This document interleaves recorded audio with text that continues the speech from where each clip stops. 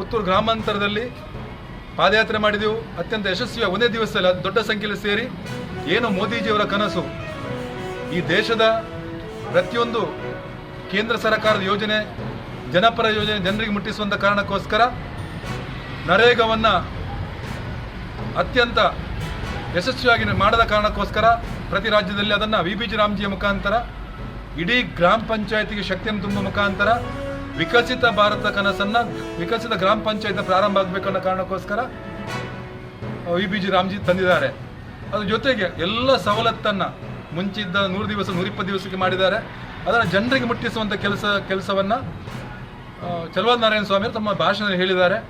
ಅಷ್ಟೇ ಅಲ್ಲ, ಅವರ ಭಾಷಣದಲ್ಲಿ ಕಾಂಗ್ರೆಸ್ನವರು ಮಾಡಿದಂಥ ಪ್ರತಿಭಟನೆಗೆ ಇವರು ಸುಮ್ಮನೆ ಪ್ರತಿಭಟನೆ ಮಾಡ್ತಿದ್ದಾರೆ. ಇವರು ಪ್ರತಿಭಟನೆ ಮಾಡುವವರು ಏನು VBG ರಾಮ್ಜಿಯ ವಿಚಾರದಲ್ಲಿ ಸರಿಯಾಗಿ ಅರಿತುಕೊಳ್ಳದೆ ಪ್ರತಿಭಟನೆ ಮಾಡ್ತಿದ್ದಾರೆ. ಇದರಲ್ಲಿ ಭ್ರಷ್ಟಾಚಾರ ತಡೆಯುವ ಕಾರಣಕ್ಕೋಸ್ಕರ ಈ ಕಾಯ್ದೆಯನ್ನು ತಂದಿದ್ದಾರೆ. ಆ ಕಾರಣಕ್ಕೆ ಇಲ್ಲಿ ಈ ಭಾಗದ ಶಾಸಕರು, ಯಾರು ಶಾಸಕರಂತ ಕೇಳಿ ಅಶೋಕ್ ಕುಮಾರ್ ರೈ ಅವರು ನನ್ನ ಹತ್ರ ಚರ್ಚೆಗೆ ಬರಲಿ, ಮುಕ್ತವಾಗಿ ಚರ್ಚೆಗೆ ಬರಲಿ, ವೇದಿಕೆಗೆ ಬರಲಿ. ಅವರು ಚರ್ಚೆಗೆ ಬಂದಾಗ ಇವರ ಸುಳ್ಳಿನ ಬಟ್ಟೆಯನ್ನು ಕಲಿಸ್ತೇನೆ ಅಂತ ಅಂದಿದ್ದಾರೆ. ಅಶೋಕ್ ಕುಮಾರ್ ರೈ ಅವರ ಬಟ್ಟೆ ಕಲಿಸ್ತೇನೆ ಅಂದದಲ್ಲ. ಆ ಮಾತಿಗೆ ಯಾವ ರೀತಿ ಅಂದರೆ ಅದೊಂದು ಮಾತು.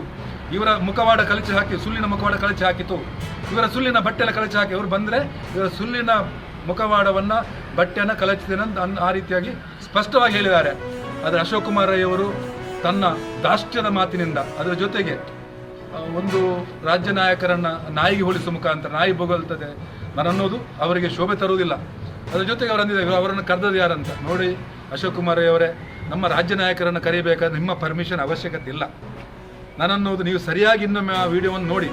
ನಿಮ್ಮ ಬಗ್ಗೆ ನಿಮ್ಮ ಬಟ್ಟೆ ತೆಗಿತೇನೆ ಅಂತ ಹೇಳಿದಲ್ಲ ಅವರೇ ಹೇಳಿದ್ದು ನಿಮ್ಮ ಸುಳ್ಳಿನ ಬಟ್ಟೆಯನ್ನು ಕಲಿಸ್ತೇನೆ. ನಿಮಗೆ ವೈಯಕ್ತಿಕವಾಗಿ ನಿಮ್ಮನ್ನು ಇದು ಮಾಡಲಿಲ್ಲ. ನಿಮ್ಮ ಸುಳ್ಳಿನ ಬಟ್ಟೆ ಅಂದ ತಕ್ಷಣ